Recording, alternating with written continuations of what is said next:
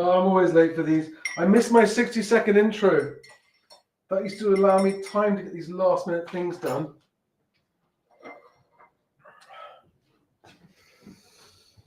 Good evening, everybody. How are you all?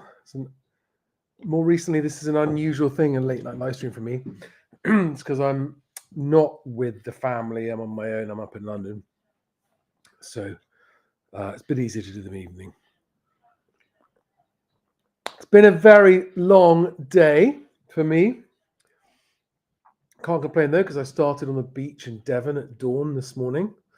A lot of time in the car. Done a couple of one-to-one videos with people who, fascinating guys, who want to talk about their buying. And it's really interesting. The people who are booking these video calls with me, both buyers and sellers, but it's more buyers than sellers, have been paying lots of attention to watch all of my videos.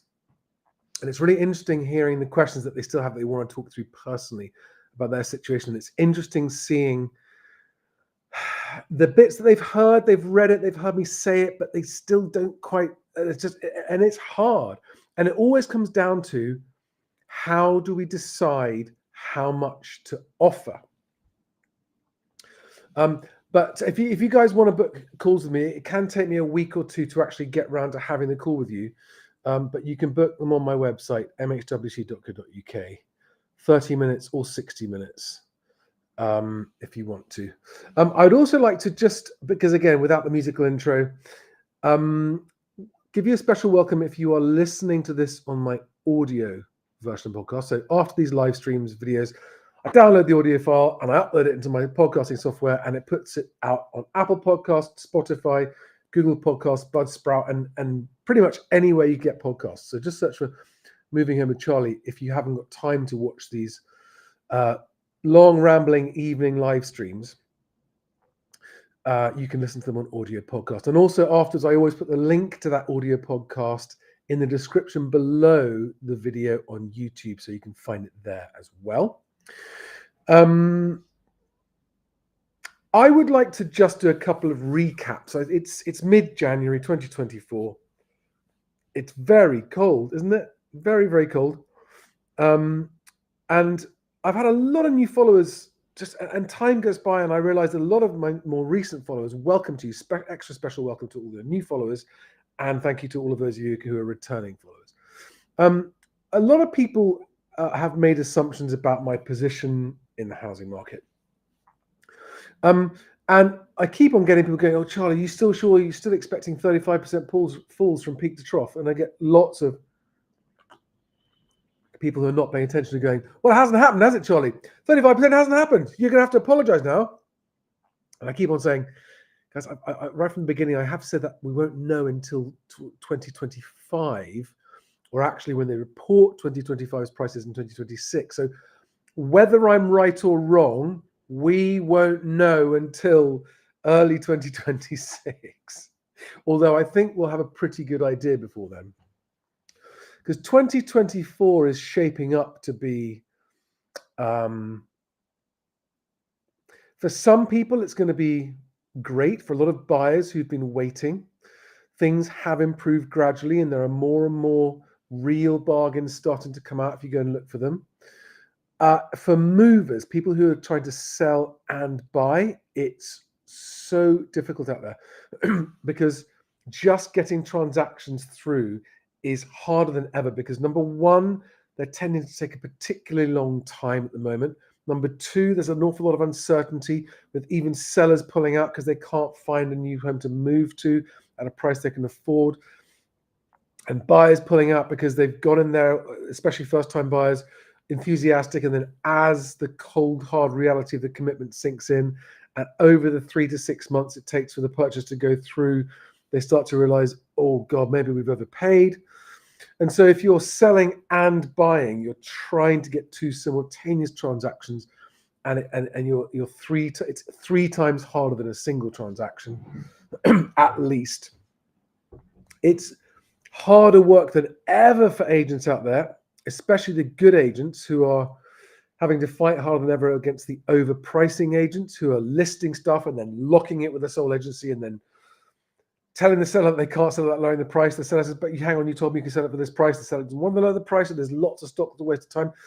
But actually, one of the things I spoke to one of this evening's private video calls about was, you mentioned that they said there are lots of houses that are a bit out of my price range, but they've been sitting there for months. Go and view them. Go and view those houses that you think are out of your price range, but they've been sitting there for months, because there's just a chance that actually what often happens with those sellers is they do not want to publicly lower the price. But actually, they would entertain an offer if it was a concrete, solid offer. And you just never know. It's worth viewing them, because even if the sellers don't accept your way below asking price offer on this nicer than you expected house that's been sitting on the market for months and months, you might have a conversation. Agents will talk to you and tell you stuff on viewings that they won't tell you over the phone, and they won't tell you by email. They'll give away hints, and they might just hint that actually that seller is really more keen for any offer at all than they want to admit. And if you're not out there viewing, you won't know. And right now, everyone I was talking to is buyers who've registered properly, saying that they're getting phone calls from agents saying, have you found anything? Can I show you this? Can I show you that? So they're seeing proactivity from agents towards buyers that they haven't seen for years. And these are some of these buyers have been looking for quite a long time. Anyway, I'm just rambling. Let's take a look at a couple of things I wanted to take a look at from the news today, because the economy is unfolding despite the smoke and mirrors and guff. The economy appears to be unfolding, sadly, as Alex and I have both been expecting for 18 months. Let's just take a look at a few things here. So today's news that really caught me by surprise was Google announcing hundreds of layoffs. This is on Reuters. Google lays off, have I got this on the screen? Yes. Google lays off hundreds of employees in advertising sales team.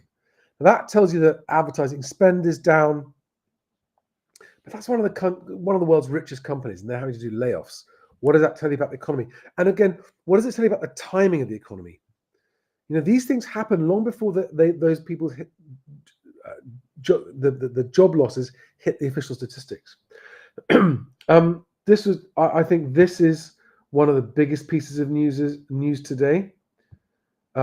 It's sadly not a surprise, but on Bloomberg, UK insolvencies jumped 14% in 2023.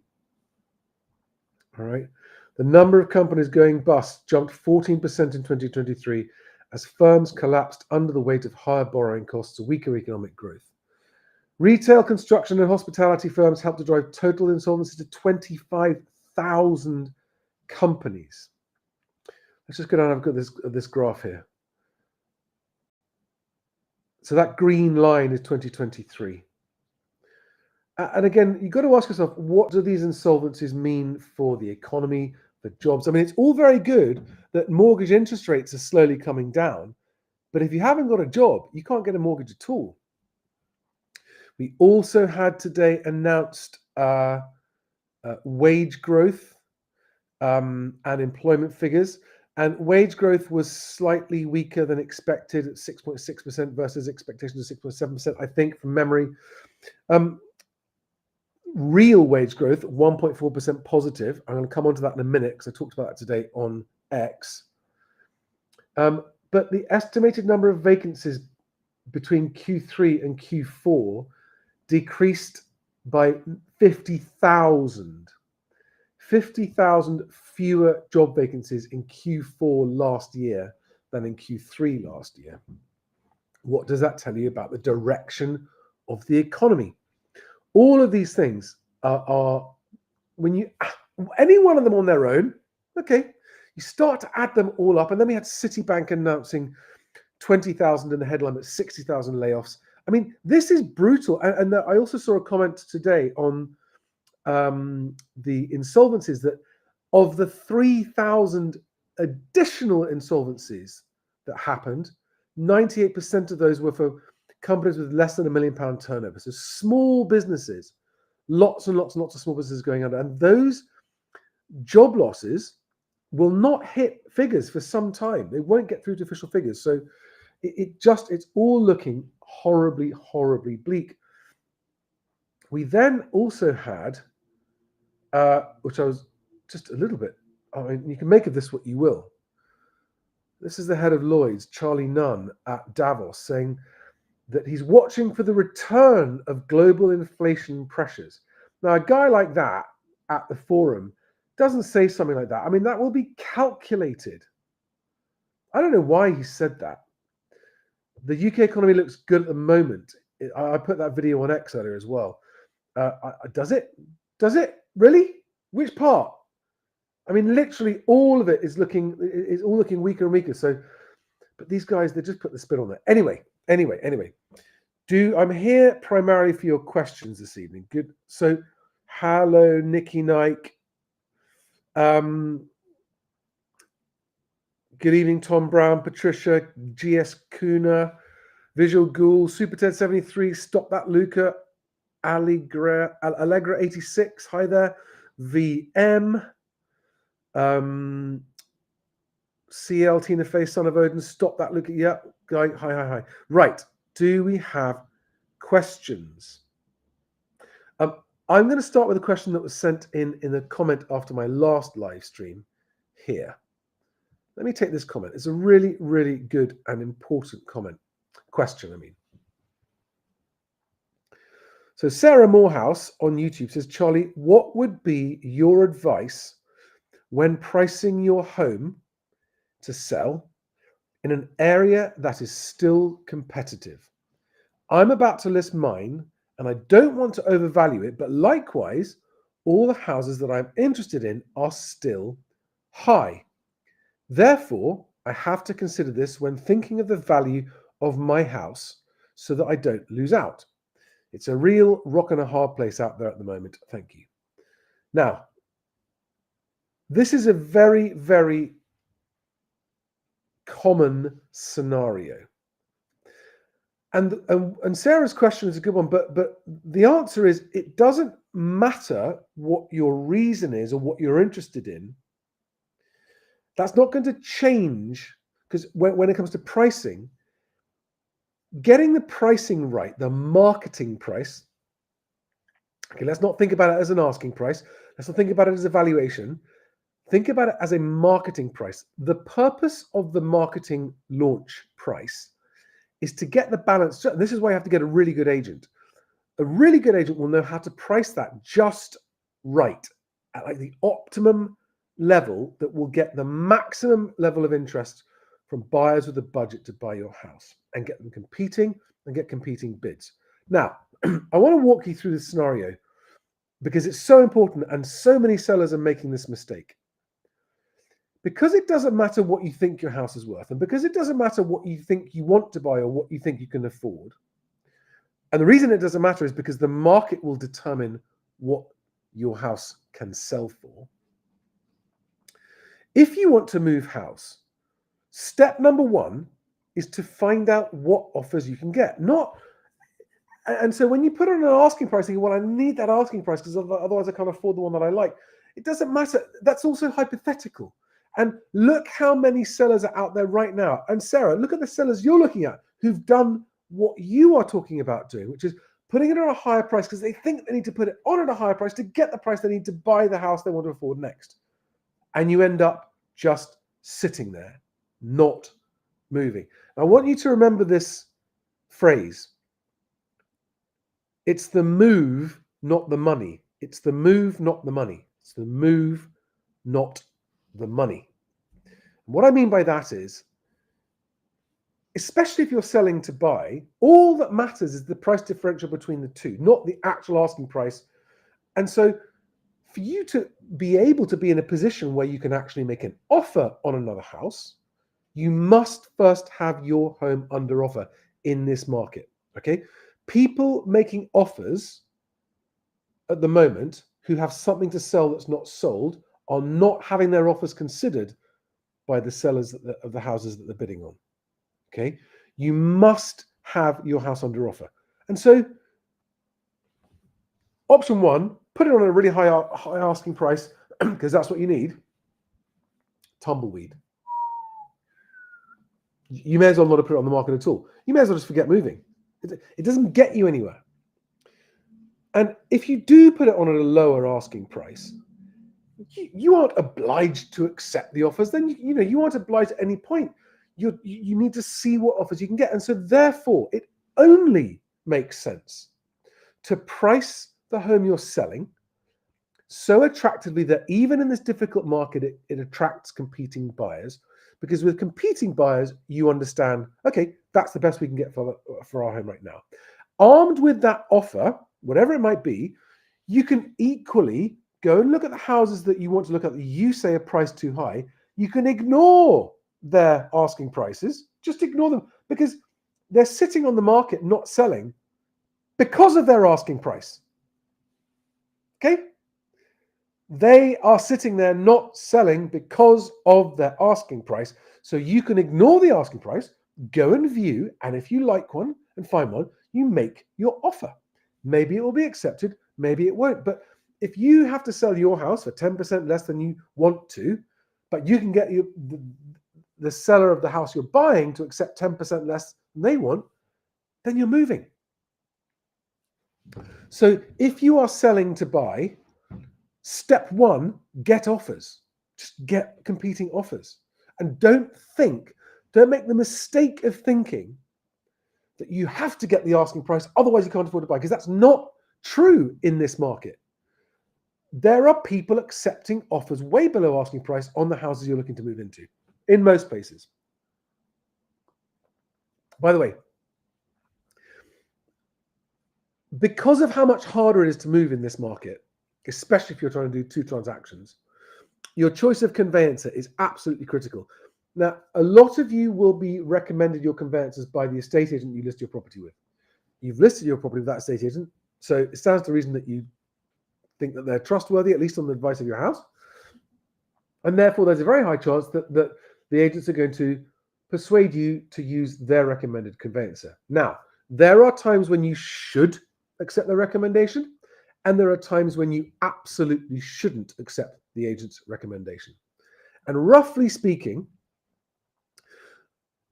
if an agent, what you have to do is you have to say, why do you recommend that conveyancer?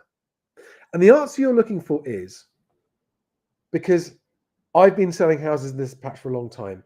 I've worked with them for years. I use them because they get deals done when other solicitors mess it up. I trust them. I rely on them.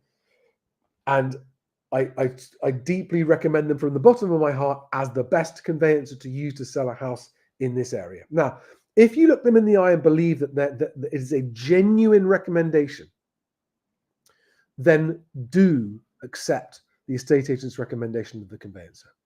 However, if they say, oh, it's the one we use for all our stuff, it's the ones we work with and they're panel one and they've got anything else at all, do not use a conveyancer just because the agent recommended it, because especially the larger ones, they have what are called panel conveyancers and they get very large commissions from these conveyancers. And if they aren't really good conveyancers, then the chance of your deals falling through is even higher. Right now, deal fall-throughs are at a very frustratingly high rate for everyone concerned. And so you must do everything in your power to maximize your chances of a successful move. And when you come to selling, your choice of conveyancer is second only in importance to your choice of agent. Very, very close second, okay? So make sure that you find a conveyancer that you are absolutely convinced is really an outstandingly good conveyancer. Don't just get quite a good one. Oh, these guys are quite good. Run away. Quite good, not good enough in this market. You need one that comes with glowing recommendations. Check them on Google reviews, check them on Trustpilot, that kind of stuff. If you can't find one that is recommended strong enough or that you trust enough, then I have the hand-picked conveyancers that I work with who are award-winning ones now, and you can find them on my website, mhwc.co.uk/conveyancing. There it is. And permit me that little plug. They really are fantastic. I was actually with them last week. Have those guys lined up. Don't wait for an agent or don't wait till you've got an offer. Be ready to move, because what you really want as a seller is to come to the market contract ready. If you are serious about selling and need to sell, whatever conveyancer you have, your conveyancer chosen before you come to the market, and ask your conveyancer and say, I want to come to the market contract ready. Why? Because if there is a really good buyer, like a cash buyer or someone that loves your house, and you want to attract them to your property over the other ones, and they want to move quickly, well, any buyer who's found a house they want to buy would love to buy it in 2 or 3 months rather than 5 or 6 months. And by being contract ready, you can basically offer a much, much quicker exchange. Okay, so that's why your choice of conveyancer is essential. So many conveyancers are so sleepy, go, oh, there's no hurry. Oh, and having your search pack as a seller, if you really want to make your house more attractive than the others, have a search pack already bought, which if you can complete within 6 months of purchasing it, you can give that search pack to the buyer or sell it to the buyer, whatever you want, but it will speed up the process, because delayed search pack orders is one of the biggest reasons for transaction delays, and delays lead to fall throughs. Now I've finished selling my wares. By the way, also, guys, while I'm selling my wares, don't forget to talk to your mortgage broker as well if you're selling and buying. Now, do we have questions? Because I'm here. Paul says Charlie's at his shag palace. How did you know, Paul? What was the giveaway? What was the giveaway? Oh, if only these walls could talk, hey?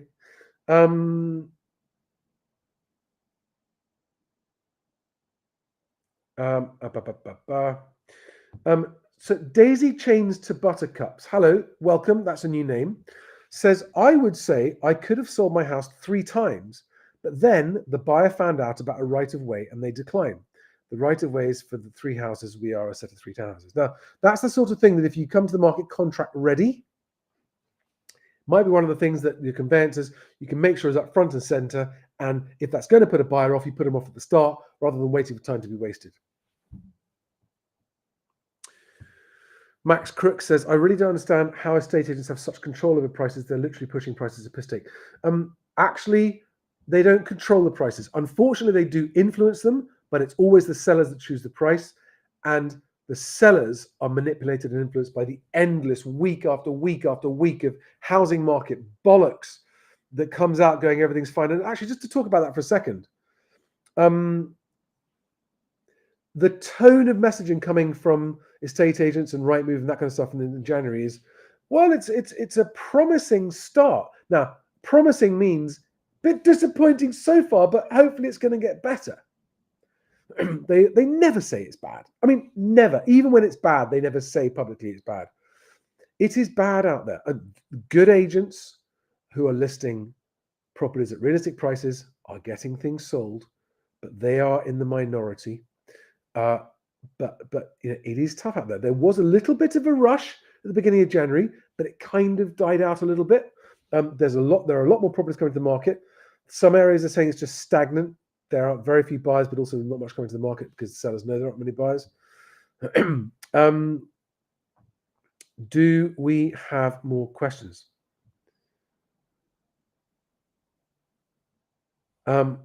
Tina Fay, thank you, Tina, says, Charlie, even if prices have fallen 10%, that's still a lot of money. Yes, that's true. You've already helped people. Thank you. I'm so glad I pulled out of my purchase as houses listed on the same street are now being reduced. Okay. Anthony Thomas. Hello, Anthony. A new name, I think. Welcome if you're new here. And welcome back if you're not. One estate agent in my area. What area is this? It'd be interesting to know. Gets 75% of the instructions and has created this artificial floor price by putting all 3 beds on for 500k minimum, regardless of condition. Yes, some unscrupulous agents that do manage to corner the market will behave like that. Not good stuff. Craffy Pay says, seeing a few more reductions here in Cornwall, saw 60k come off a 400k house today after sitting idle in the market for nearly a year. Honestly, guys, those are the bargains.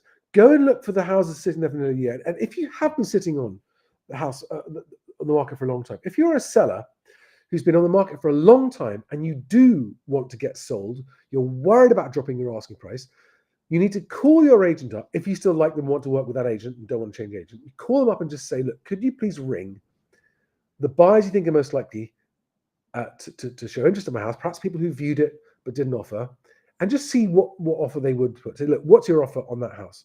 Just find out what offers are out there. You can do that. A good agent will find that out for you without having to lower the price. The ones who say, oh, we can't do that without lowering the price, are the crap agents who only rely on Rightmove sending them inquiries and don't actually manage their buyers. So if you've got that kind of agent, leave them, go to another agent. Jack Waldron says, do you think inflation might go up with future wars? I don't know. I certainly wouldn't discount it. I really, really wouldn't. There's just a feel like that guy from Lloyd's today saying they're watching out for inflation rises. There were yet more. I mean, so we bombed the Houthis to stop them attacking ships, and today they attack more ships. It doesn't look like it's going away, this problem. So I don't know, but there are some costs that are coming down. There are reasons inflation is coming down. But there are also potential reasons it could go back up. I honestly, unlike a year ago or so, I don't have a strong opinion on inflation either way. It's very uncertain.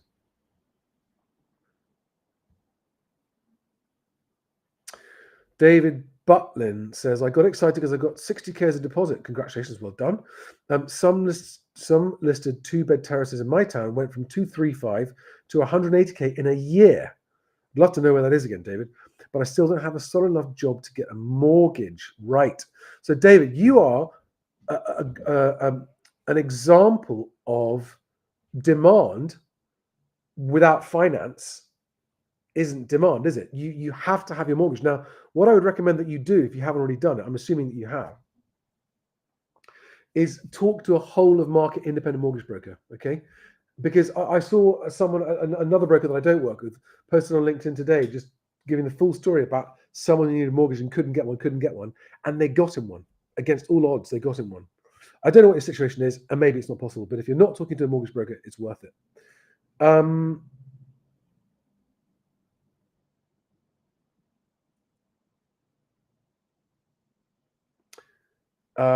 Taz Bow says, this is why I hate it when a company says, we're a family, and then they fire you. Never fall for that nonsense. You're talking about employers, aren't you? Pretending that they're, yeah. Will I Am on X says, commodities cratering again today across the board. Anyone watching on X, you can do live chats directly from X now. And also, if you're watching on Twitch, say hi.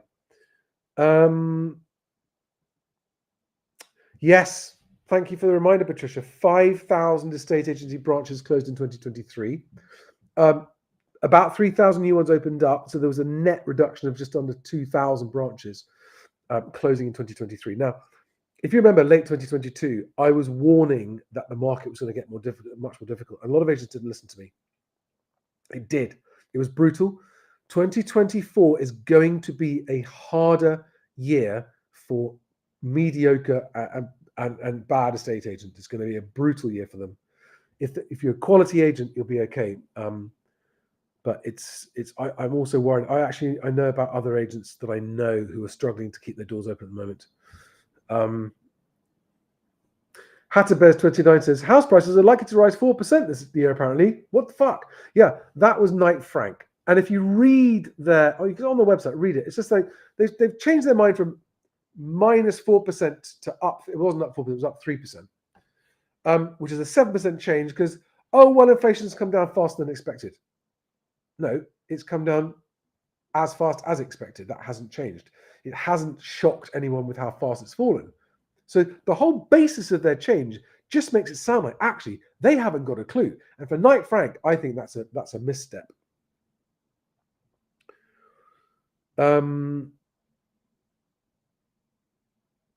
Do we have questions, guys? Come on. Questions.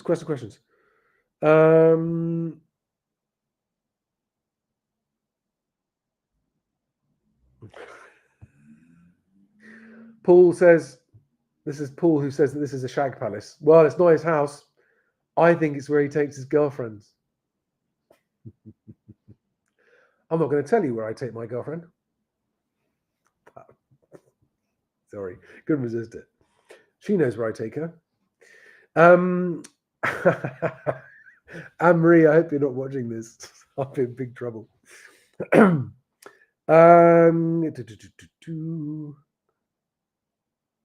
Yeah, Zaz. Hello, Zaz. New name on YouTube. Welcome. Question. As hopeful sellers are waiting for a spring bounce and new expensive property listings will show some uptick, when do you think in 2024 the hope will fade and sellers will get serious? Right. That it will vary. It's a very good question.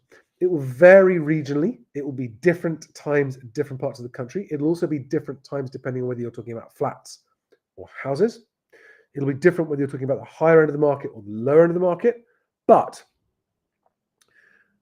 because there's no transparency of what's happening at the coalface, at the front line of estate agents, all we can go on is my conversations that I have with agents almost every day, the data I've got on the Best Agent website, and the Best Agent House Price Index that I've already got, which is the asking price index, not the exchange price index, which is coming soon. Exciting progress on that today.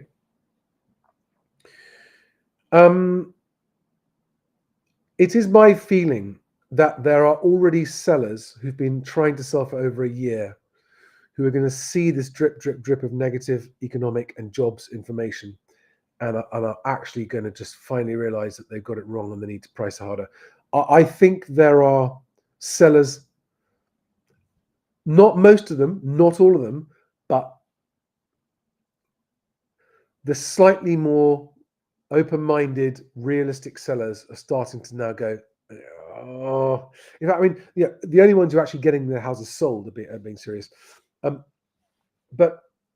you know, when will we see the sellers really get serious? It's such a good question. I think you'll see that gradually growing across the market. I think there hasn't been a January bounce that people really wanted, despite agents and the media saying, what was it? Bloomberg reported a buyer stampede. I love that. The buyer stampede. No,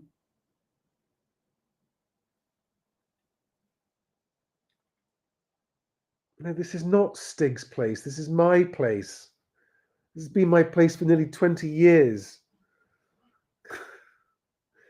Do we have more questions? Oh, I like that. Anthony Thomas says, to use an appropriate analogy, the UK economy is a house with subsidence, damp, and a live, laugh, love canvas. That's great. Hello, Popalop.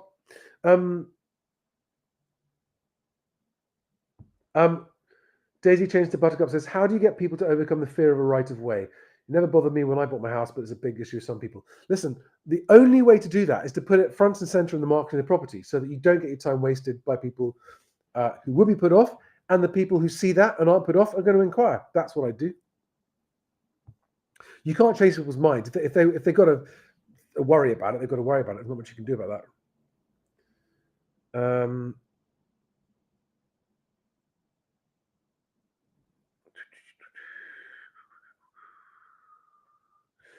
Of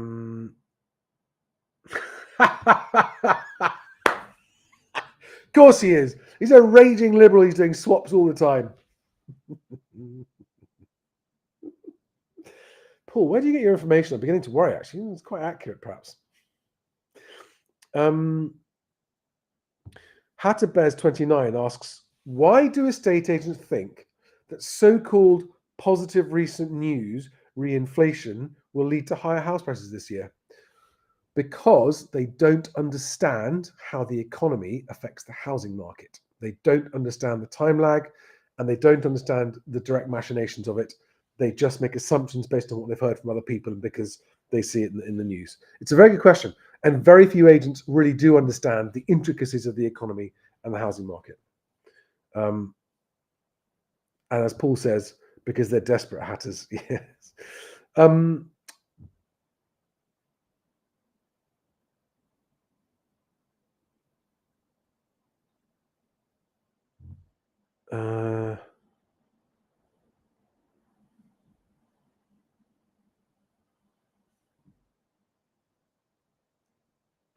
Sorry, I'm just trying to find more questions here. Got a long way to go. I'm scrolling as fast as I can.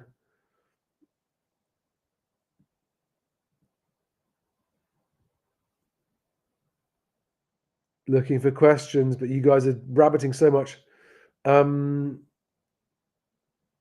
Yeah, Aaron Hughes saying, hi, Charlie. Houses on Rightmove in Dorset not sold for about 12 months now with no reductions in price. Delusional sellers, yeah. Someone B says, question, considering selling, but we may not get the price that we need. We know we can take the property off the market if not, but what is the impact on then selling in the future if we put it on and take off the market?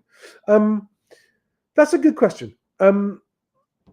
First of all, I would challenge the fact that you say you may not get what you need. You don't know what you need until you put an offer in on another house, assuming that that's where you're considering moving.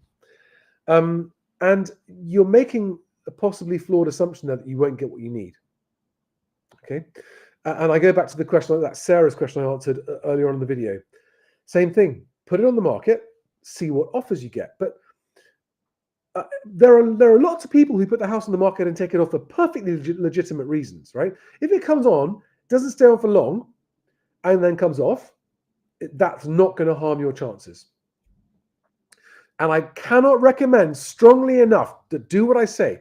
Be contract ready and put it on at a competitive price. What do I mean by competitive price? Look for the most similar houses to yours nearby that are on the market. Find the one at the lowest price and put your marketing price at or below that so that your house looks better value than all the others, even if it's nicer than the others, because you will get a rush of buyers going, oh, there's a seller not being greedy, and they'll compete with each other, and you will find exactly what you can get your house sold for like that. Then you can make a decision on what you do next. Good question. So Alex says, how close do you think we are to achieving 2% inflation? That's a really interesting question because I actually don't know. Alex Groundwater, Housing Stig, thinks we're going to get there quite soon. I think there's a 50-50 chance it hasn't finished and it might get sticky. I just don't know. I don't know. I honestly, I just hands up. I don't know. I don't know what's going to happen to inflation. I think it just could go either way. And the reason I say I don't know is because there are just too many major uncertainties that will have an impact. Okay? Global situations, conflict, markets. And I just get this gut feel in my waters that we are getting closer and closer to some sort of financial event. I don't know what will trigger it, where, when, or how, but I just feel like we're working. It might be another year or two away. I don't know. But it also could be next week. I just don't know. John K asks, what's the general mood music amongst your EA contacts thus far for January? Are proceedable buyers getting keener to offer closer to asking? Price based on media spin around house? No.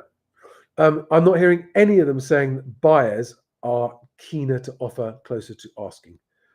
If anything, it's the opposite. If anything, the buyers just aren't offering near asking, and the standoff on price persists.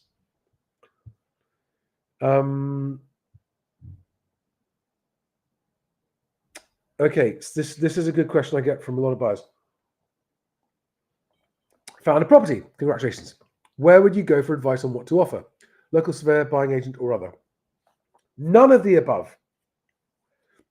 If you really want, you can pay a surveyor to come and do a registered valuer to come and do a valuation. You can do that.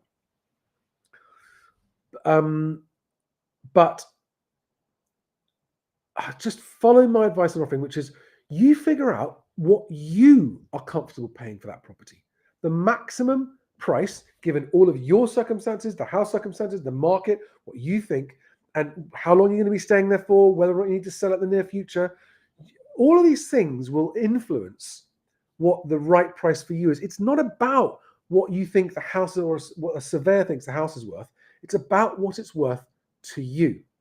And if you make an offer by email and call it your first and final offer, it's what I call your walk away price. It's that price or I walk. It's not a negotiation.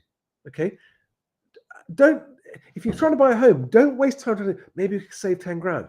That just reduces your chances of getting it and opens the chance of a negotiation and then using your offer to get someone else to bid more.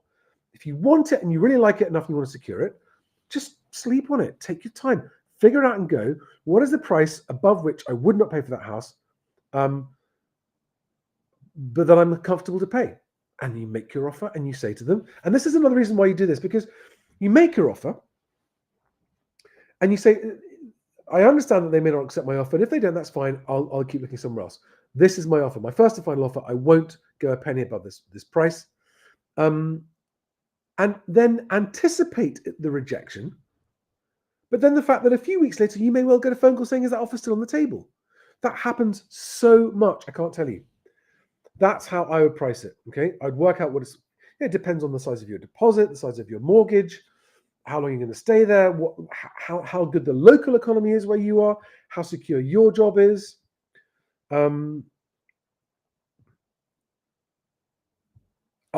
Okay. Great question from a seller here. Violet Lobster on YouTube. Great name and a new name I don't recognize, so welcome. Question. Want to move when I find the right house. May take a while. When to put my house up for sale? You must have your house under offer before your offer on your new house will be taken seriously or be accepted in this market.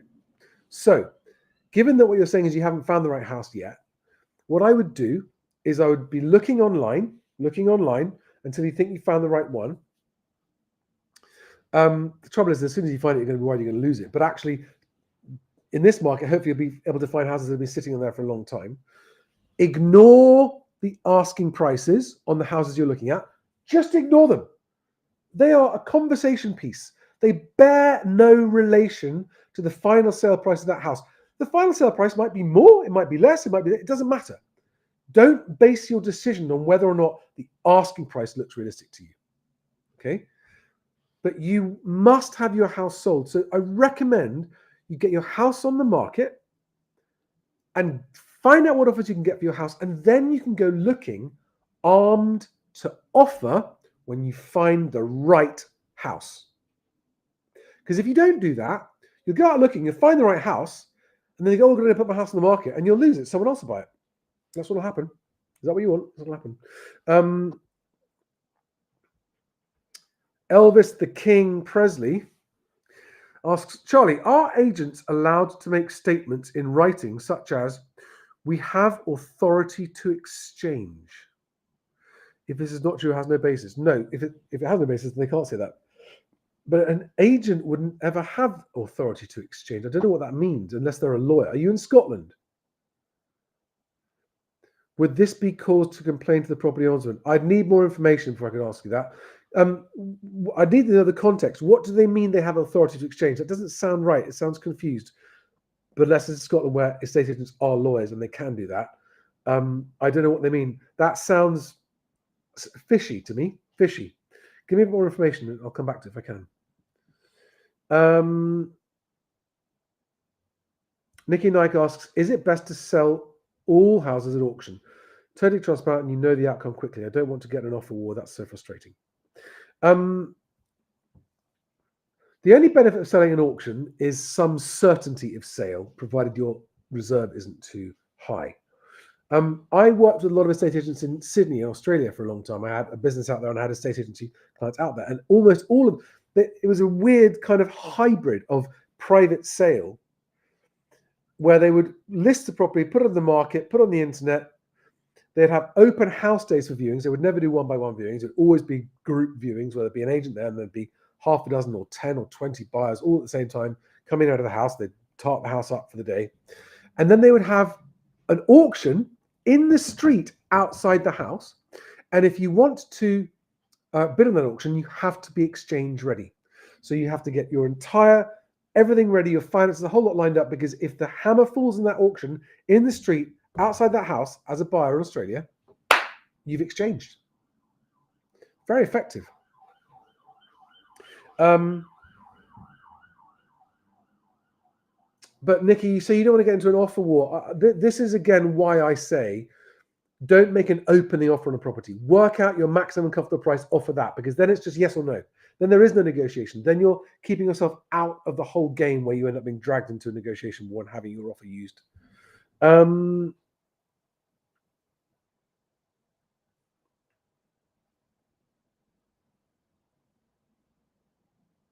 Steve, I've answered that question. Okay. Still looking for questions.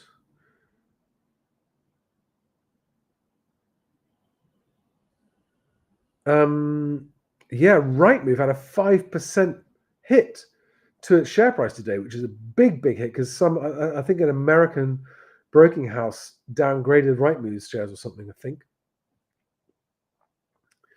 Generally speaking,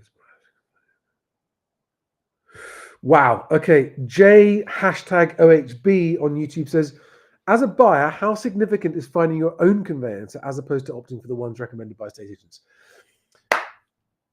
Always get your own conveyancer first. Now, this is repeating. Jay, if you've missed the beginning, I did cover this at the beginning. Your choice of conveyancer is your most important choice as a buyer. As a seller, it's your second most important choice after your estate agent.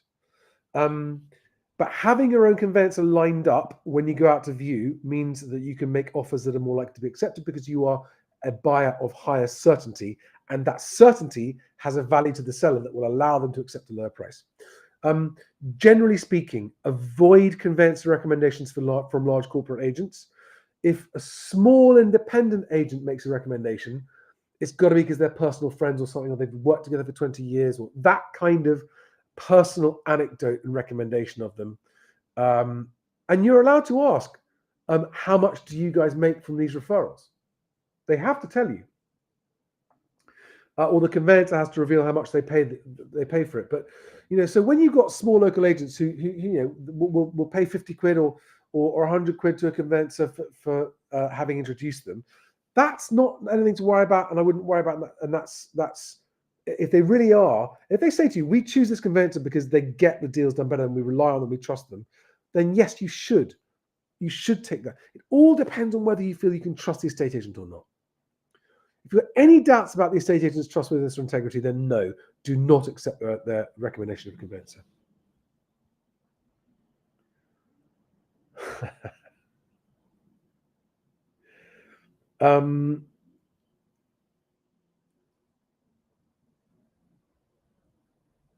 Anthony Thomas asks, if the country is going to wake up to falling prices, will it be due to a steady flow of negative signals or one big shockwave? What might that be? It'll be a tipping point, and it'll be a tipping point that we won't see happen until after it's happened. Nobody will admit to it, but the signs will be there once it's happened. We'll see. We'll see. Relaxing Wonders says, hey Charlie, how long can you expect to wait for a contract pack for a purchase? It's been 3 weeks since I started the purchase process and still waiting for solicitors to get back to me. Straight away, I mean, can I ask you, Relaxing Wonders, why did you choose that particular conveyancer? Were they recommended to you by an agent or by someone else, or did you make your own choice? Did you go to a quote engine online and do it that way? How did you choose them? Because this is a bad sign. And if you haven't already committed or paid them anything, I'd already be looking to change if they're not impressing you. If you're unhappy early doors with a conveyancer, it's a bad sign. You want to see if you can get out.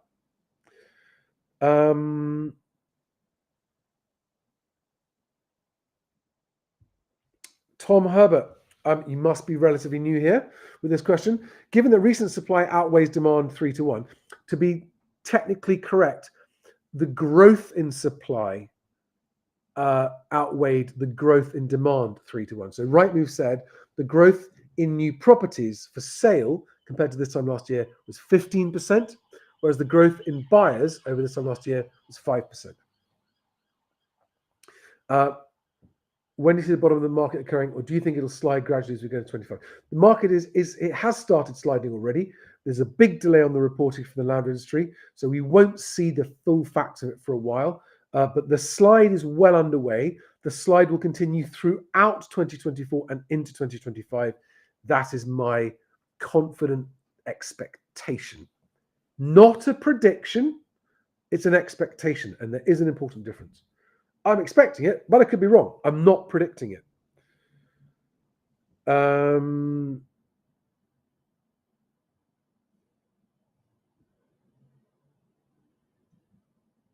Right, come on, more questions. I'm going to start wrapping this up soon. When I'm looking at this, guys, whenever you're asking me about a question about where you're looking or saying, could you always just give me a rough idea what part of the country you're in? It makes it much, much easier. Oh no, poor daisy chains to buttercups. Yes, I'm changing soon. This will be my third agent. Oh, make sure you get it right this time. So difficult. Talk to as many as you need to talk to get it right.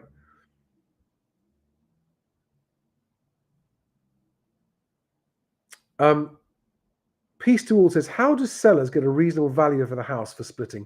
You need to get a registered valuer from RICS or something like that. Someone that comes along and has no interest themselves in what the house is worth, and will give you what's called something like a red book valuation. Not an estate agent. Estate agents don't do valuations for that purpose, and no mortgage advisors never do house property valuations.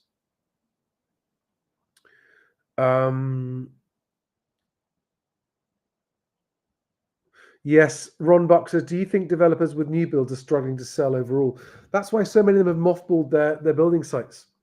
Yeah. Some of them are really struggling. The ones near me where I live in Devon are still continuing to build, and it's really good. They're the kind of firm that I think they employ rather than use contractors, and they still seem to be building at pace. So it's good for them. I hope they keep it up.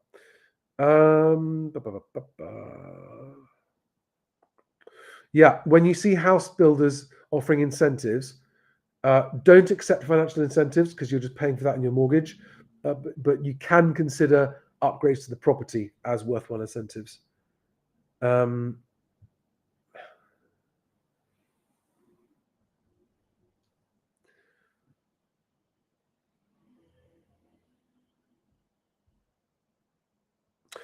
Nikki Nike says, is it a good idea to register with all agents in my area of choice? When the right package comes to the market, I should hear about it first and the same day. Yes, by all means do register with all the agents in your area, but understand that the crap ones, they'll say they've registered to you, but they won't do anything. You won't hear from them.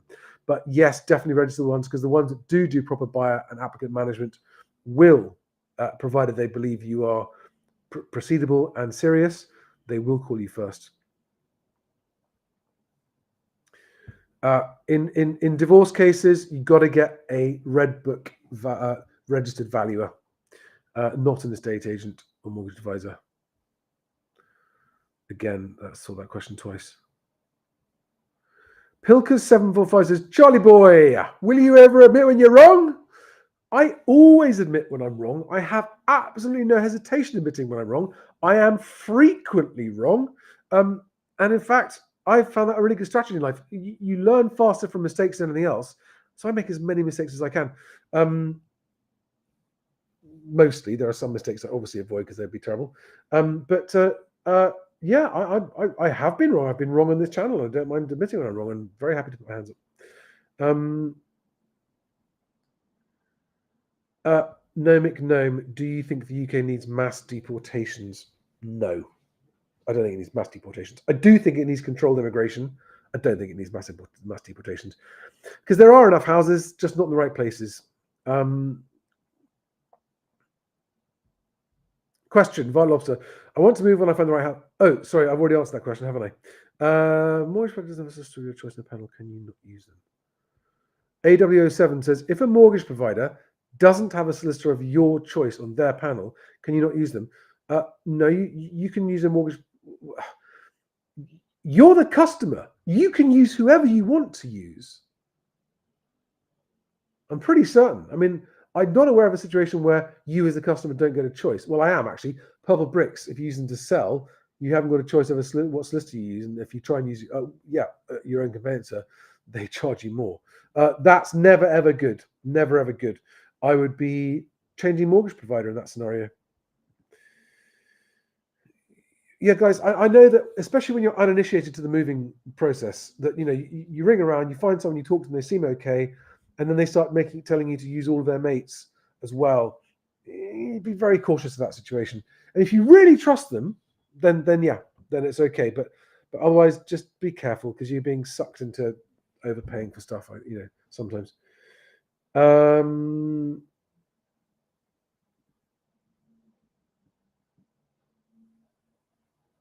I've answered that question. CY123 says, I've noticed Best Agent is showing a massive drop in property numbers for England. Assume a software bug. Yeah, very curious. We are still getting to the bottom of that. I think we may have had quite a lot of out-of-date property sitting there that finally got purged. I am curious, and the answer is it's not a software bug. It might be a data glitch. We're looking to find that out, because I'm curious to know, because if it's right, it could be right. If it is right, it's interesting. But yeah, good question. Craffy Pay. Assuming you're a seller, you're asking me, it does using offers in excess of mean you're more likely to put buyers off in a falling market? Yes. Yes, it does. And you don't need to put offers in excess of. You just put your price. Don't put any words around it. Just put your marketing price. You're carefully chosen as low. Make sure it's not too high. Don't overprice it. Just put your marketing price. It's a conversation starter. It doesn't mean that's what your offers are going to be at. Again, listen, if you're selling and you only get one offer, your agent hasn't done their job properly. Okay? Because if you only get one offer, you will almost certainly be underselling your property. You must get 2 or more offers, and you won't get 2 or more buyers offering if you overprice your house. It's as simple as that. This is why I keep on banging this drum to sellers, which is price it surprisingly competitively, make it look surprisingly good value, and you will get competing buyers. So yeah, offers in excess of it doesn't help. I wouldn't use it. But if your local agent that you really trust thinks otherwise, then go with what they say. Neil says the real-time exchange price index will be amazing if you can get critical mass. Yes, I agree. I'll be working on that. There's been progress on that today. Could even give you a sneaky peek at the work in progress. Here it is. And we're making certain, so we're having to integrate this with the Ordnance Survey to make certain that every single entry is for a confirmed actual address. And I'm discussing the fact that we're going to set the bar of, the target in terms of volume of prices being reported. As long as it's the same as the Land Registry's number in their most recent report, then it's clearly good enough, right? Which is actually a pretty low bar. So we're very excited. This is our top priority that we're working on, and I'm hoping it's very, very close to being ready to start testing at least.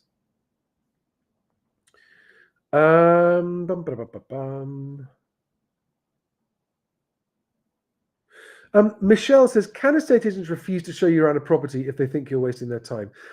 Yes, estate agents do get to choose who they show and who they don't show. And good agents will do that for the right reasons. Bad agents will do it for the wrong reasons. But yes, agents can refuse to show you around the property. Question, am I going to move in 2024? Not planning to currently. No current plans to move in 2024.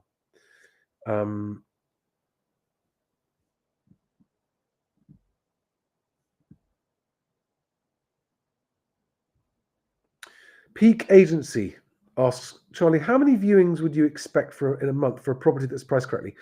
Well, that will vary depending on what level of the market you're at.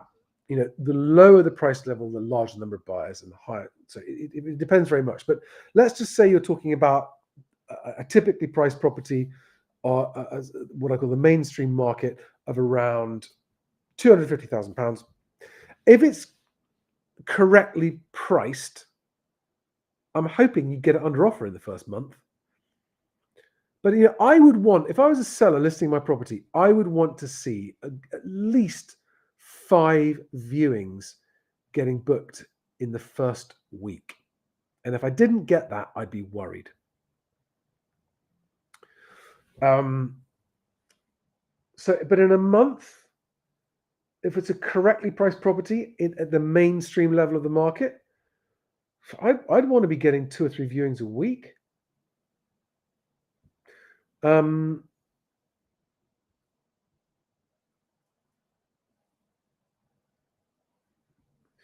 Herbert says, what do I see happening to mortgage rates now? Very interesting. They're not going to be doing anything radical either way. I think there's some bubbling turmoil in the financial markets. Mortgage rates tend to be linked to swap rates, and they've been showing quite a lot of volatility recently, which means they don't really know what's going to happen. It's been uncertain. So I don't. My answer to that question is I don't see mortgage rates changing dramatically from where they are now for some time.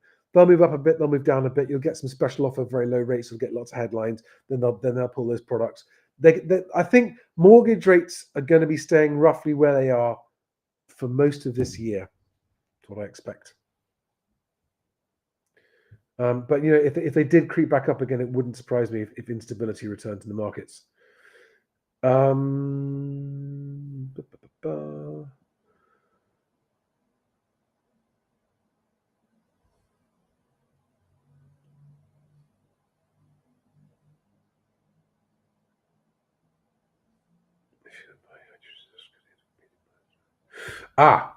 John Kay says, if you were buying, this is a great question.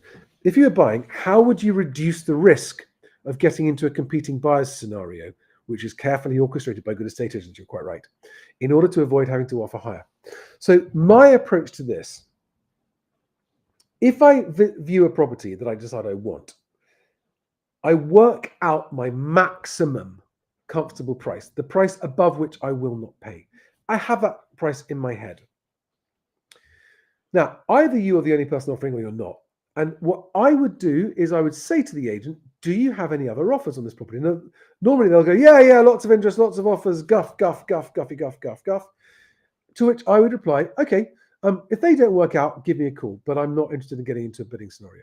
Now, quite quickly, someone will go, well, we've had some offers, but I mean, none of them have been accepted. So, we're still open to other offers. To which I would say, do you have any currently being considered offers? When was the last offer? Has the seller made a decision about it? Yes or no? Like, pin them down. Pin them down. This is your money. Pin them to the wall and say, give me a fucking straight answer. I just want to know whether you've got other offers on this property that are currently being considered or not. If they say yes, then say, cool, good luck. Let me know if they don't work out. And mean it. Like, say that and mean it. And at that point, they'll say, oh, right, what would you offer? A good agent will say, what would you be offering if you were offering? Don't go there. Don't answer the question. Say, no, I'm not being sucked into your game. I'm not getting involved unless I'm the only offer. And if I am the only offer, I'm going to make you a concrete, solid, proceedable offer in writing, ready to go very quick. But until you tell me I'm the only offer, I'm not making an offer. That's how I would do it. They'll hate you for it, but you will have outmaneuvered them. And any agents watching this will hate me for saying that as well. But if it gets you the deal, agent, if it gets you the deal, sorry, I'm actually helping you, I think.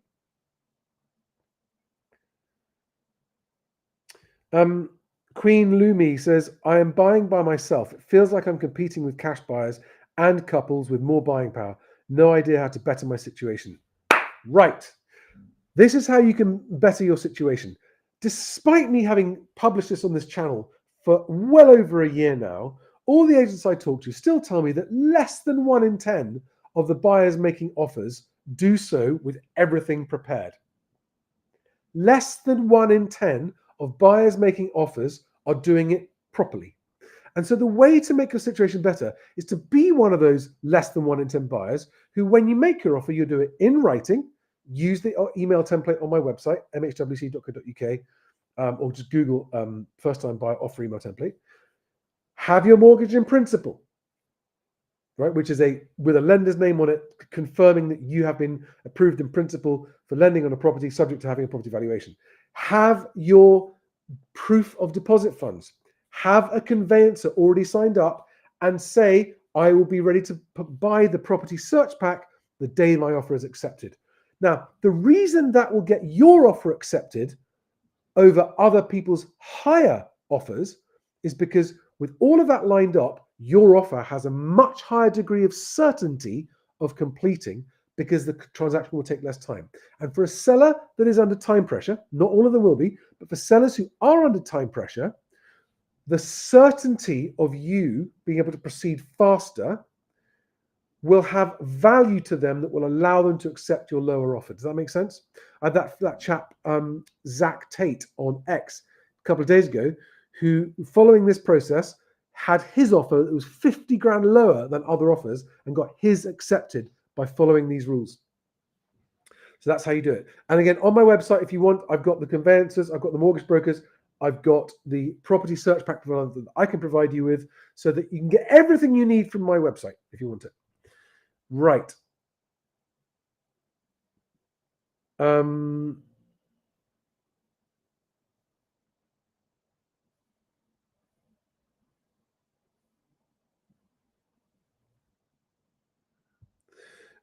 Steve Stone says, question, Charlie, will putting in low offers encourage agents to encourage sellers to reduce prices? I'm about to offer low. Generally speaking, yes, every offer helps an agent get the seller to understand that they're going to have to lower their price.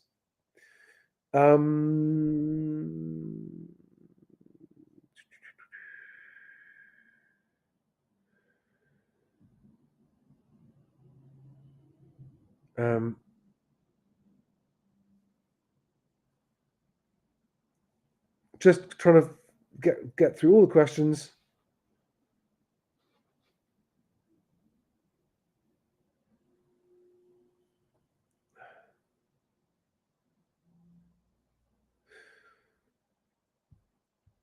Harry ZZZ says, given the higher than usual wage growth last year and the ease of mortgage rates this year, as lenders are competing for business, what might be the drivers for further price falls in 2024? Rising joblessness, rising unemployment, falling vacancies, wage growth to real wage growth turning negative again. An election always kills housing market transactions. And generally speaking, even though there is a bit of positive wage growth, so 1.4% real wage growth based on today's figures, when you take into account the tax increases from fiscal drag recently and the continuing cost of living crisis that's not factored into these figures, actual income growth is still shrinking. And that is why I see further price falls in 2024. Aaron Hughes asks, at the current time, where do you see the bottom of the market, generally speaking? Right, plus or minus 6 months, depending on where you are regionally. I see the bottom of the market in 2025 being reported in 2026.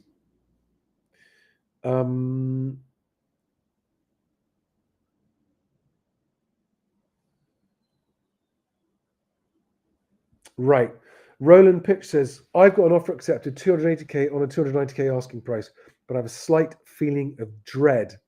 I can afford it, but feel that I've got sick of waiting, but there'll be better bargains if I continue waiting. Roland, that's a very common thing and it happens a lot. That feeling of dread will ultimately lead to you pulling out of that transaction, or it should do.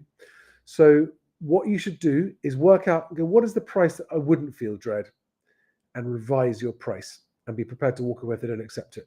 That's what I would do in that scenario. Question I have. Tom Brown says, question, I have a deposit of 100k. Congratulations, well done. I'm not in a rush to buy, but I'll be 30 years old this year, comfortable with my living situation right now, but worried about missing out. What are you worried about missing out on? What do you mean you're worried that prices are going to go up? Well, I've got a couple of surveys on X to show you the results from in a minute, actually. which kind of touches on this. Tom Brown, unless you are in an area where your local economy is booming and there's a shortage of workers and lots of unfilled vacancies and long-term solid growth prospects, in that market, yeah, maybe you might be missing out. But otherwise, the circumstances you described mean you're not in a hurry.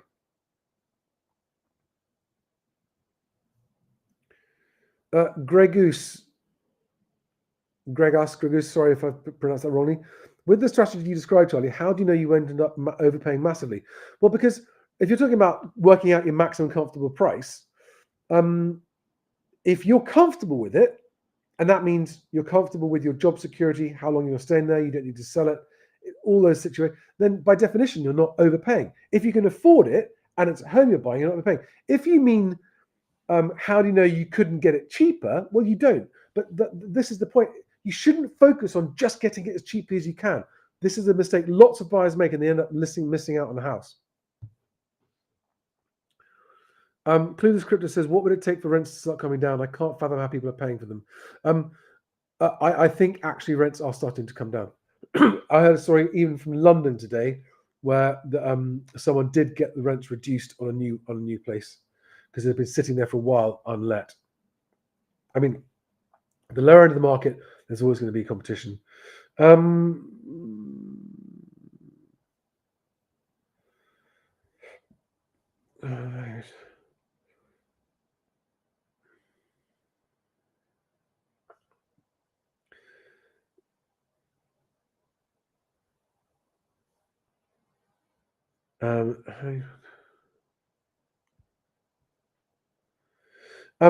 Patricia T says, question, how do you respond to the question, what is your budget when you register with an estate agent?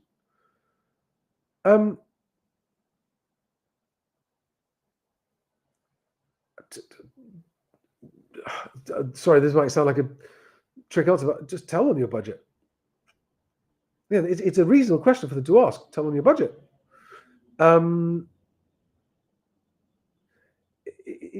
Again, it's just an opening conversation. I mean, if they say, oh, but that's not enough to view the property you're viewing on, then just say, well, maybe I can go a bit higher. I'd like to view the property. Let's see. But my budget is what I'd like to spend. It doesn't mean I can't spend more. That's what you could say.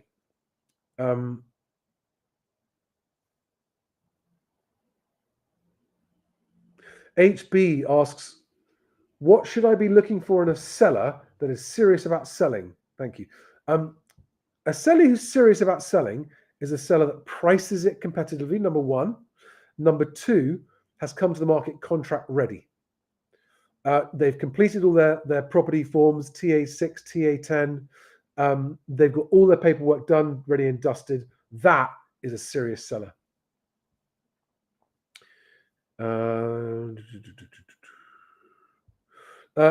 JOHB says, is it worth putting in offers under the offers over price? If they haven't got any other offers, absolutely it is yes. Zaz says, for fixer-uppers, is there any data on how available builders are in today's market? There's no data on it, but I've had a lot of very sad comments from people saying that they know loads and loads of builders who are out of work right now. So I think availability of builders has improved. And are material prices reducing? Yes, they are. There are builders merchants reporting that materials prices are reducing.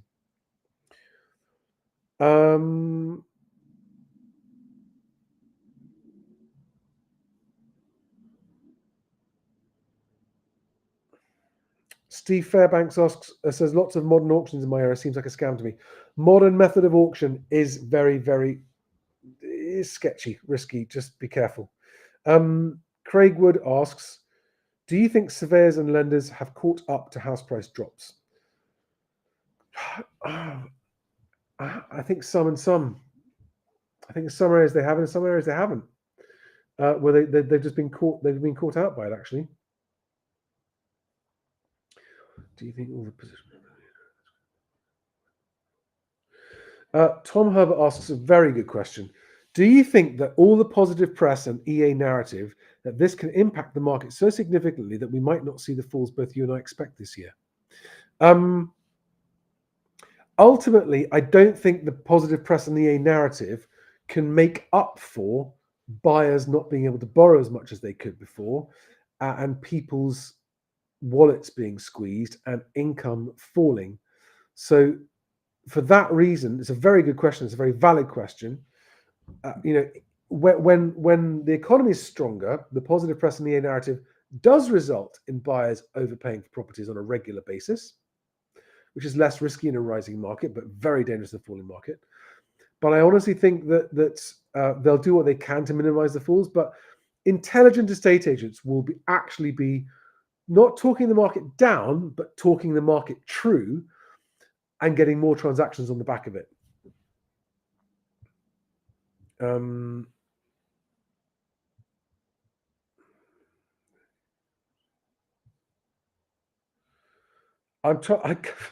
never going to catch up. Right, guys, I'm going to skip part. Sorry, but I will be here all night at this rate. So many questions. Oh, hang on. Steve Fish says, I got an offer accepted at 565. Initial asking price was 590 back in August 2023. Well done. Surveyor is taking ages. And so, surveyor taking ages, the surveyor should come out within a week. Or do you mean conveyancer is taking ages? And so I wonder if this is still a good deal. Also got mortgage rate fixed 2 years from October rates. Well done. If the price was agreed in August 2023, we're now, what is that? 4 months ago? I mean, don't risk losing it if you love the house and you can afford it. But if you're starting to feel shaky on the price, just trust your gut. But don't risk losing the house if you love it. But if you're starting to get dread, then have a rethink about the price. But yeah, get the surveyor to respond first.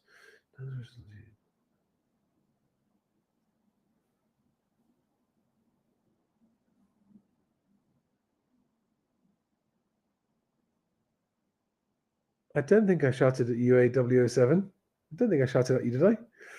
I'm trying to scroll faster because you guys are typing faster than I can scroll through these. I need a producer doing track questions.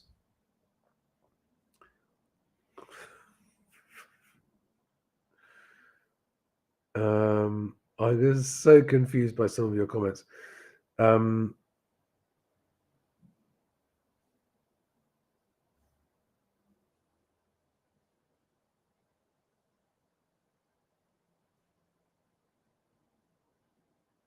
Oh, here's a good one. Ron Buck says, will a new commuter rail line improve house prices in a town where there are both sizable house and salary differences? This refers to a new direct rail route from Swindon to Oxford. Yeah, absolutely. Commuting links do change house prices because it opens up that area to a new market. It's a positive force on house prices.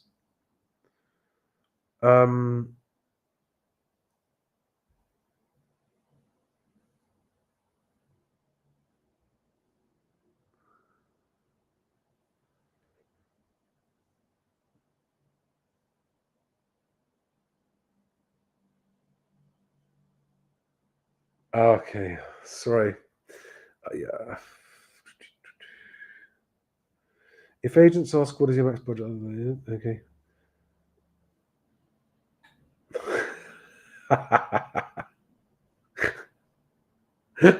You guys, you're hilarious. Aidan Apwood, I hope I've said that right, asks, Southeast, is it normal for the first thing an agent is to ask, what is your maximum price? And does that imply anything about the agent? It's perfectly normal. When they're registering you, they need the what's your name, email address, what's your budget? It's, what they really mean is, are you a £250,000 person or a £500,000 person or a £1 million person? They're not asking for the exact budget. They just want to know who's going to be dealing with you, what kind of properties you're going to be viewing, that kind of stuff. So that's a perfectly normal question to answer, and I wouldn't, don't be afraid to answer it. Oh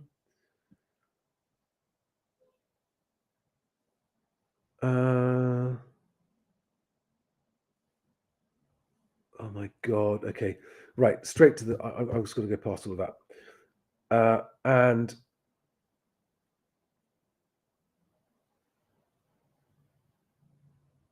This is my last question for tonight. Nikki, how much do you believe prices have dropped already since the peak in September 2022? Huge regional variations, but 10 to 15% already, with similar amounts, if not more, this year. That's my view. Right, guys, thank you very, very much. Wow, hour and 20 minutes. I need to go to bed because this is my shag pad, and definitely, obviously, got to go to bed because that's why I'm here, obviously.